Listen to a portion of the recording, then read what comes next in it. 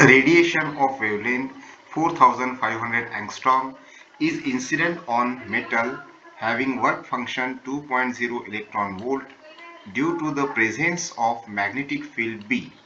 The most energetic photoelectron emitted in the direction of perpendicular to the field move along a circular path of radius 20 cm.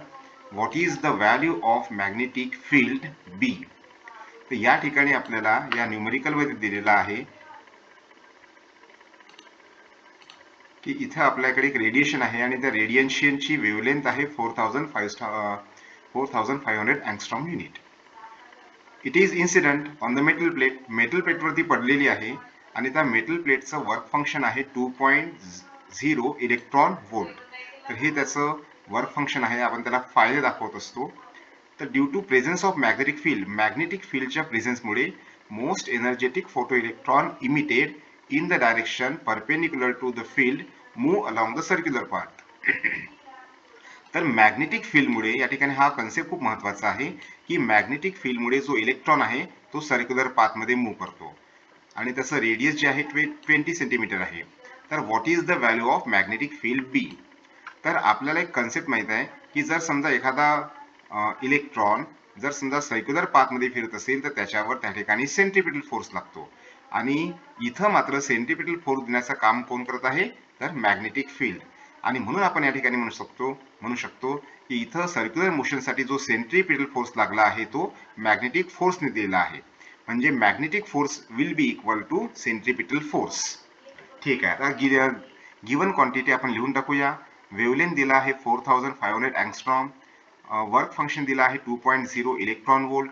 Radius of the circular path दिला आहे 20 centimetre. ज्याचं आपण मीटरमध्ये conversion करू तर ते 0.2 metre होईल. आपल्याला काढायचं आहे मॅग्नेटिक फील्ड. तर या ठिकाणी मॅग्नेटिक फील्ड काढण्यासाठी आपण सेंट्रिपिटल फोर्स आणि मॅग्नेटिक फील्ड इक्वल करूया. तर इथं पहा मॅग्नेटिक फोर्स आणि सेंट्रिपिटल फोर्स या दोघांना इक्वल केलं. मॅग्नेटिक फोर्सचा फॉर्म्युला आहे जो आपण magnetic field due to electrical चॅप्टरमध्ये शिकलेलो होतो तो आहे BQV. आणि यामध्ये Q म्हणजे आपला चार्ज आणि इथं आपल्याकडे इलेक्ट्रॉन हा आपला चार्ज आहे त्यामुळे फॉर्म्युला आहे BeV आणि ही त्याची मॅक्सिमम वेलॉसिटी आहे. आणि सेंट्रिपिटल फोर्सचा फॉर्म्युला आपण फर्स्ट चॅप्टर मध्ये शिकलो आहोत किंवा 11th स्टँडर्ड मध्ये सुद्धा शिकलेलो आहोत. तर फॉर्म्युला असतो mv²/r. यापैकी इथं जर आपण पाहिलं तर एक V आणि हा इथला एक V हे दोन एक V कॅन्सल होतील आणि हा E जाईल राईट साईडला जाईल तेव्हा तो डिनॉमिनेटर मध्ये जाईल आणि एकच V राहणार आहे या ठिकाणी.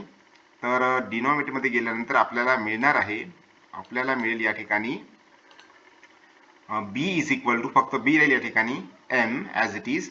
इथला एक V कटला आहे तर तो एक राहील V मॅक्स. तर M V max divided by R into E. तर B is equal to M V max R into E. तर आपण त्या ठिकाणी व्हॅल्यू पुटअप करूया. M as it is. V ची व्हॅल्यू आपल्याला दिलेली नाही आहे तर आपण V ची value photo electric Einstein's equation आहे आइन्स्टाईन्स फोटो इलेक्ट्रिक इक्वेशन त्यावरून आपण V ची व्हॅल्यू काढणार आहोत. R आणि E ची व्हॅल्यू आपण ठेवली. आपल्याला V ची व्हॅल्यू काढायची आहे. तर या ठिकाणी V ची व्हॅल्यू काढण्यासाठी आपण फोटो इलेक्ट्रिक इक्वेशन त्या ठिकाणी लिहूया. तर kinetic energy is equal to 1/2 mv max square is equal to या ठिकाणी असते h न्यू मायनस फाय.